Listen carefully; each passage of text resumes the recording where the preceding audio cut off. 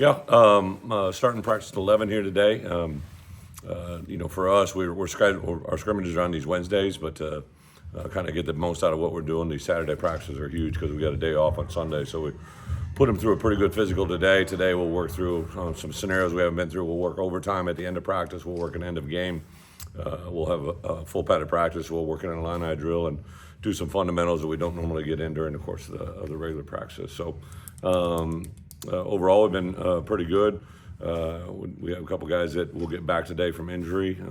Expect a lot more next week, and then I think going into even James Kreutz, I believe, is going to be cleared full go for that last week leading into the home opener. So the only guy that would probably be out would obviously be Cole Rusk, who has had a season ending, and Mason Moragan. But other than that, we should be good to go at this point. We've heard about like this mayhem belt, the emphasis Oh, on yeah. turnovers. I guess, how does that help kind of ignite a defensive room with maybe that competition in camp? I think anything over the last 5-10 years, everybody's coming up with something to emotionally tie their guys in. And one of the things I think Aaron and the defense staff really does well is connect with their players, right, and try to get the most out of them.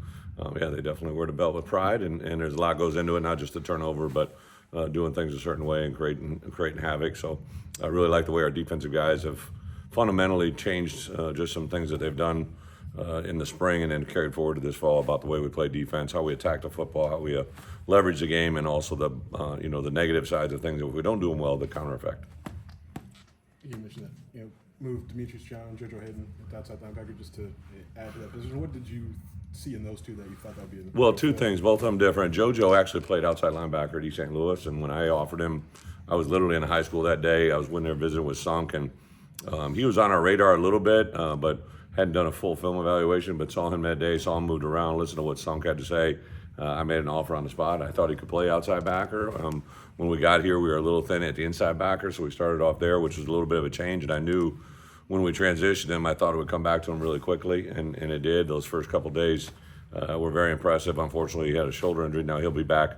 I believe he'll be out there Monday of next week, but his progress has been really quick. And then Demetrius Didi had actually done it early in his high school career, and then just watching him here, when we originally signed Joe Barna, we recruited him kind of as a defensive end and flipped him to outside backer, and we recruited Mason Moragan also as a defensive lineman that we converted outside backer. Sometimes kids don't play that in the scheme they come from, but you can get around them, see the physicality. I think Demetrius, for two things, when I saw him do one-on-ones, just his twitchiness, his ability to go vertical and do some things was pretty impressive, and then his ability to change direction in some of the summer drills that I saw was what was a catalyst to get into where we are. Bret, what's Ryan Mead's role on not only this football team, but in that inside linebacker room? He's actually he's really run with the ones and on our defense. In the past, he's kind of been a hybrid guy between inside, outside. He did a little bit on line scrimmage.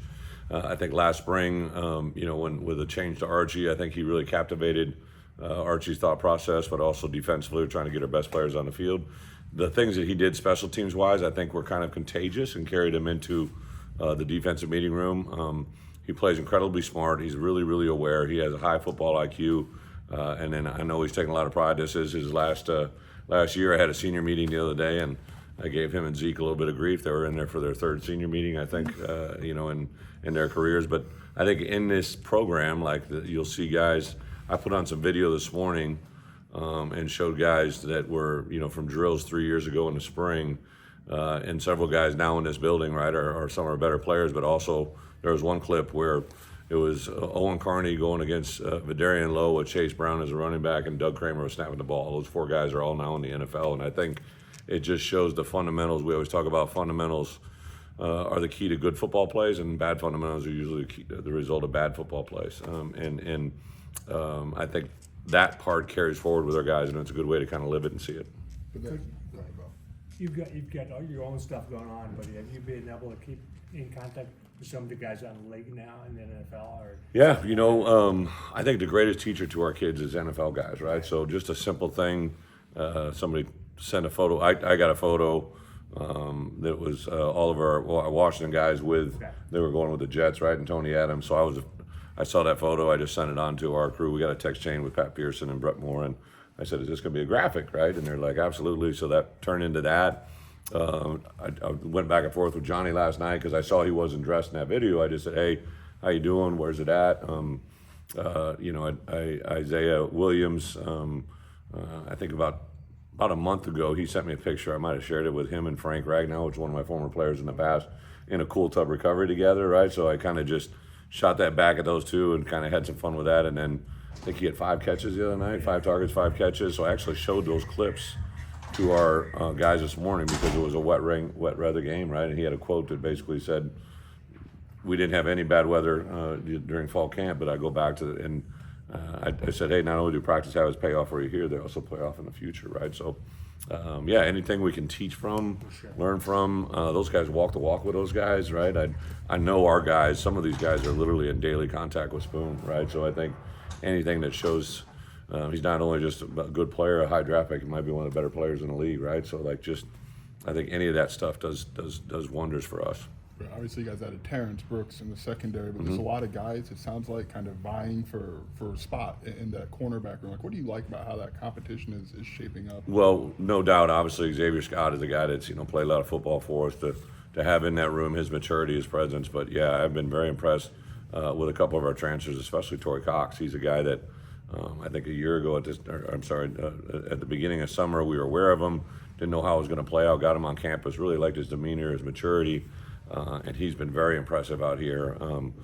Caleb Patterson is back with us, started practicing yesterday. He had been out with the concussion protocol, and he by far is playing his best football. Obviously, T. Brooks, who you mentioned. Then the other guy, Jaheim Clark. Jaheim is, now in his second year of playing and kind of understands it. He's a long change of direction athlete that has been very impressive for us in his development in the first really 10 practices here.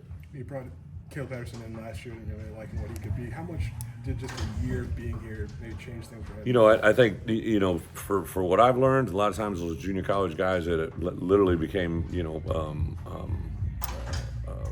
JUCO guys right out of high school, right? That's all they kind of know. They're playing against really good players, but they've never been in this environment.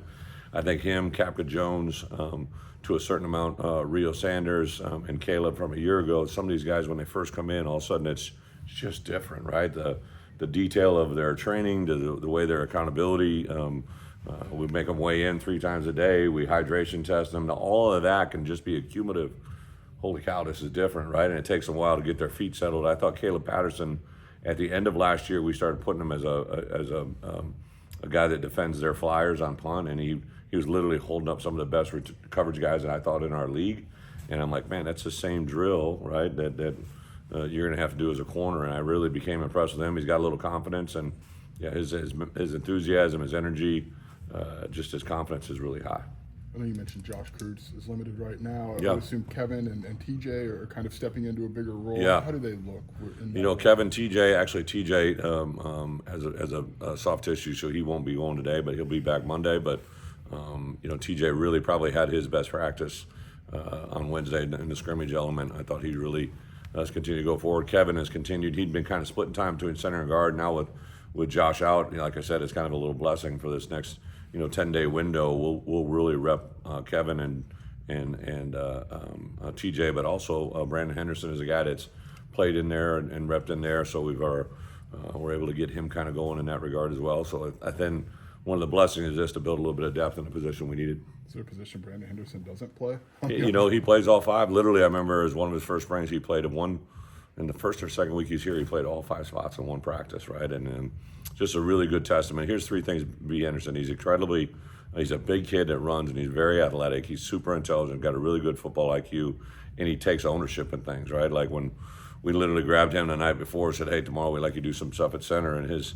performance that day in practice was off the charts, right? And just a great testament to who he is and what he can become.